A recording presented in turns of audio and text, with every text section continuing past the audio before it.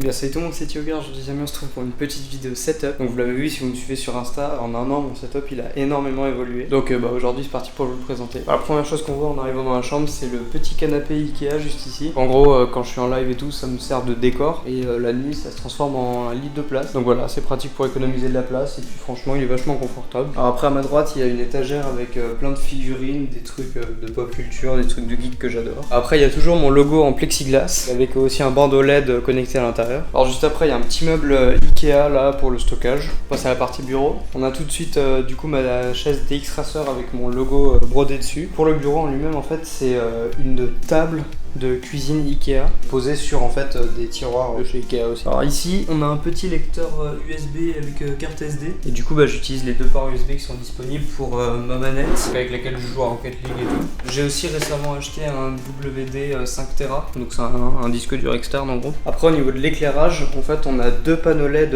Viltrox. Après pour le micro il a pas changé, c'est toujours le beurre du M1 mais j'ai juste rajouté une petite mousse voilà au-dessus, ça fait plus classe qu'un filtre anti-pop qui prend la moitié de la taille de l'écran. Niveau clavier souris, on a une Razer Basilisk Ultimate avec un Razer Huntsman Elite et puis le tapis de souris c'est un Voliatus Extended Chroma. Mon ordi c'est un PC portable de 17 pouces de chez PC Spécialiste, mais j'avais fait une vidéo dédiée en juin où je vous avais présenté l'ordi, je l'avais unboxé tout ça. Après mon deuxième écran c'est un Samsung, donc voilà en fait mon écran et mon ordi ils sont posés sur une espèce de bras. Ça aussi c'est vachement pratique pour avoir zéro câble sur le bureau. Donc après au-dessus de l'écran il y a une petite Logitech C920 mais que j'utilise plus parce que j'utilise mon appareil photo qui est un Sony A6600 qui est posé sur mon trépied Manfrotto Traveler Element qui est juste ici. Et en fait Sony ils ont un logiciel pour transformer mon appareil en webcam, c'est pour ça que je l'utilise en stream. En parlant de stream, mon dernier achat, un petit Stream Deck XL. Je vous laisse tout de suite avec le rendu de ce que ça donne avec mon nouveau setup. Donc voilà le rendu que j'aurai en live. Pour ceux qui avaient suivi mes best-of et puis mes précédents lives, vous avez bien vu qu'il y a quelque chose qui a changé. J'ai redesigné l'entièreté de mon stream, donc que ce soit les scènes, l'esthétique, même le panneau en dessous de mon compte Twitch. Donc je suis assez content parce que ça matche bien en fait avec ma nouvelle chambre et puis mon décor. Juste derrière mon ordi il y a deux petits Razer Nomo Chroma et puis juste derrière mon écran il y a un triangle de mousse acoustique. Et mon casque aussi il a changé depuis l'année dernière, c'est le Beyerdynamics DT770 Pro, casque que 80% du YouTube Game a mais...